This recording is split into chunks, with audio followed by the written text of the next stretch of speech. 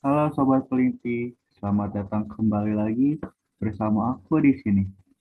Pertama-tama, biarkan saya memperkenalkan diri terlebih dahulu. Perkenalkan, saya Audio Gapriatmaja dari Fakultas Teknik, Prodi Elektronika, Universitas Negeri Yogyakarta dengan NIM 2409062064. Di video kali ini, kita akan melanjutkan pembahasan bedah buku panduan statik wajib, yaitu buku Statistika Penelitian karya Dr. Edi Riyadi. Khususnya, di sini kita akan fokus pada bagian penting dalam penelitian kuantitatif, analisis regresi, sesuai dengan pembahasan kita dari buku halaman 284 sampai 291. Kita akan belajar langkah demi langkah mulai dari menyiapkan data, melakukan analisis manual singkat, dan membuktikannya melalui praktik langsung di aplikasi IBM SPSS. Pastikan data yang Anda akan buat sudah siap ya.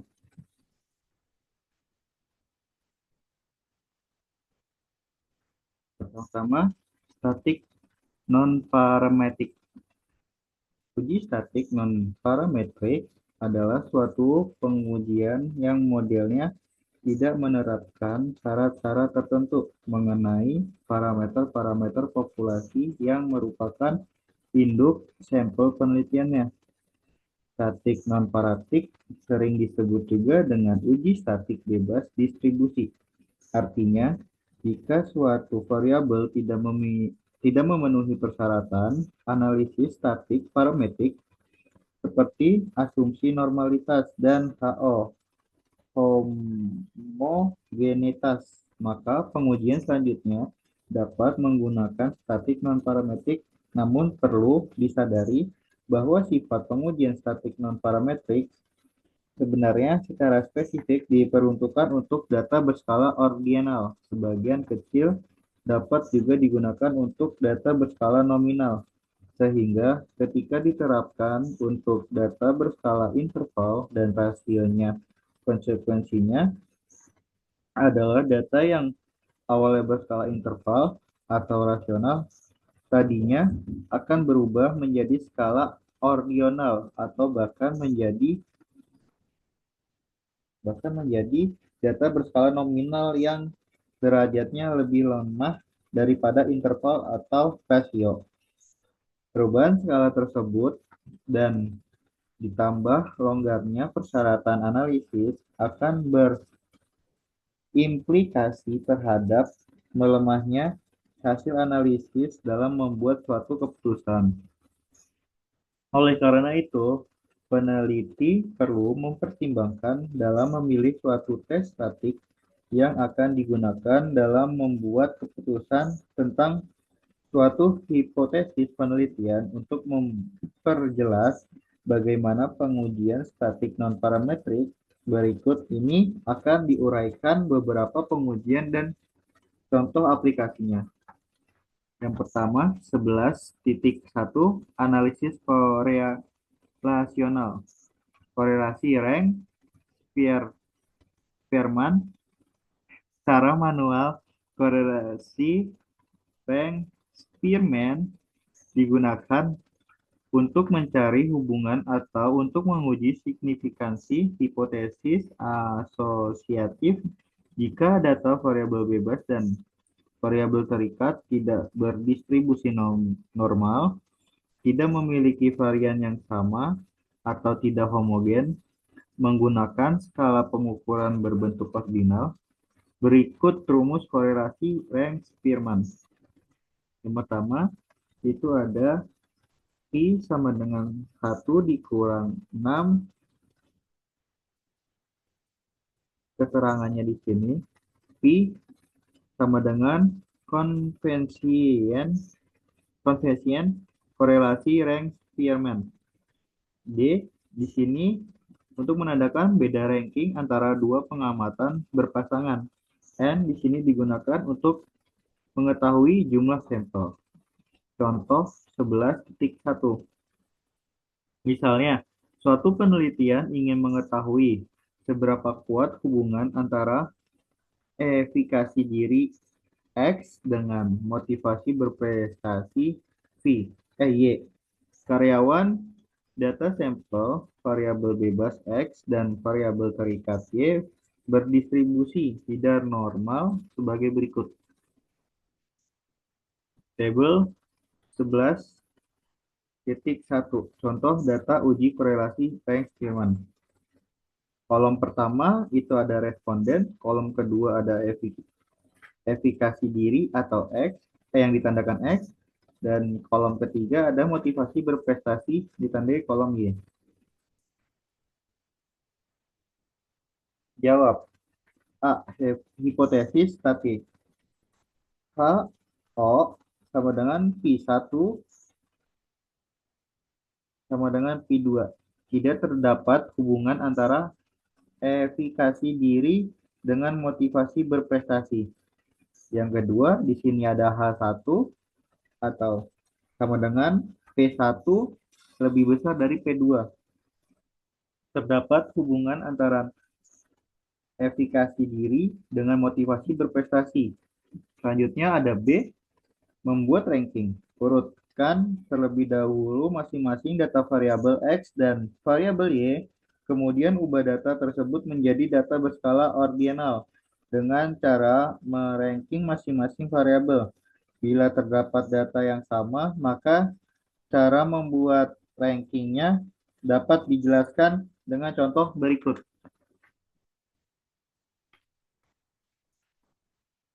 J. Kesimpulan. Karena nilai P emprik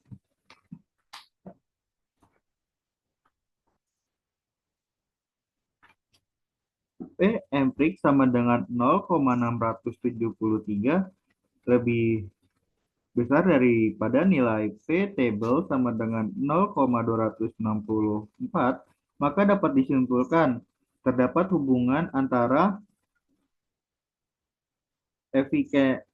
efikasi diri dengan motivasi berprestasi pada A 5%. Korelasi Rank Spearman dengan IBM SPSS. Korelasi Rank Spearman dengan IBM SPSS dapat dilakukan dengan sangat simpel. Contoh 11.2. Gunakan contoh data pada tabel 8.1, misalnya peneliti ingin mengetahui seberapa besar hubungan antara rasio-rasio keuangan X dengan kebijakan dividen Y. Kemudian ikuti langkah-langkah berikut.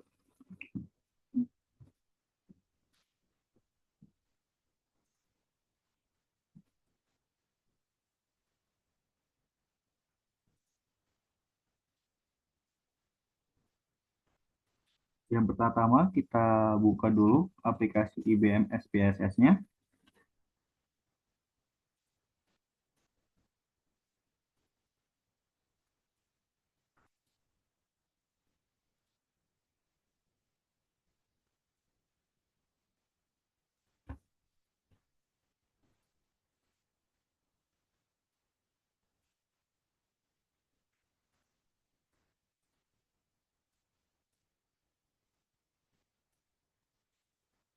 Yang pertama, oh ya, mohon maaf.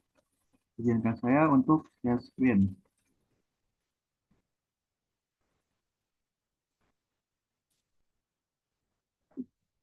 Bisa dilihat pada kolom-kolom ini.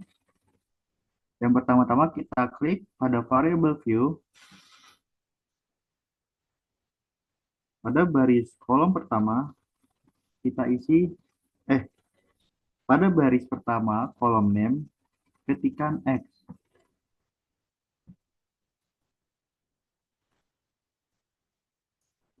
Selanjutnya pada kolom desimal, set angka ke 0. Desimal, set angka ke 0.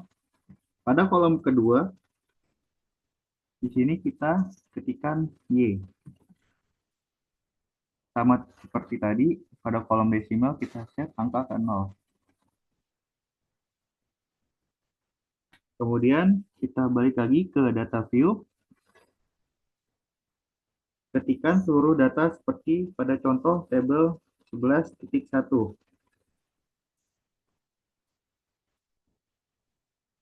Di sini saya akan mengetik secara manual. Yang pertama ada 66,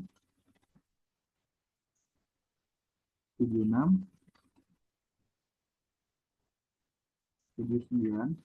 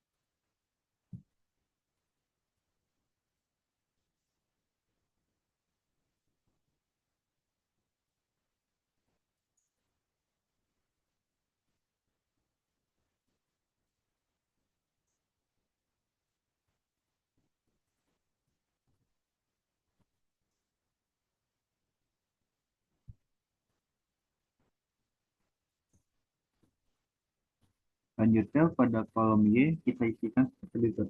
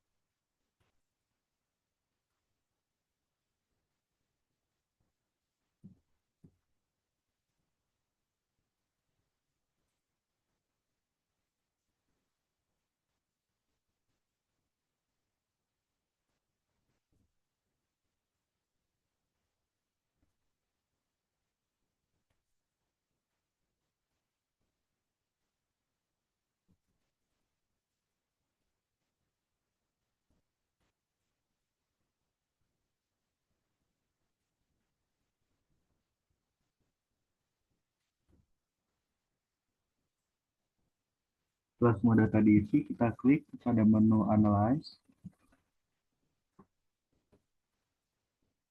Kemudian kita pilih kolom Correlate. Klik Divide.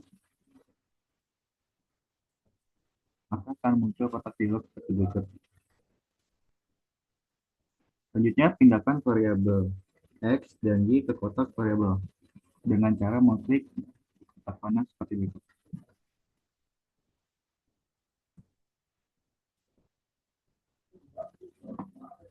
Setelah semuanya kita input, kita klik OK. Pindahkan variabel X dan Y. Setelah output keluar, perhatikan nilai konvensi Spearman RHO diperoleh 0,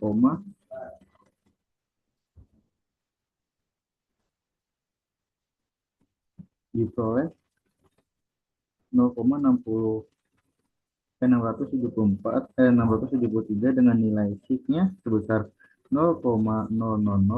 Bandingkan hasil Spearman RHO ini dengan cara manual, ternyata hasilnya sama saja. Kesimpulannya, karena nilai sigma 0,000, maka dapat disimpulkan terdapat hubungan positif dan signifikan antara rasio-rasio keuangan X dengan kebijakan dependen pada A5%.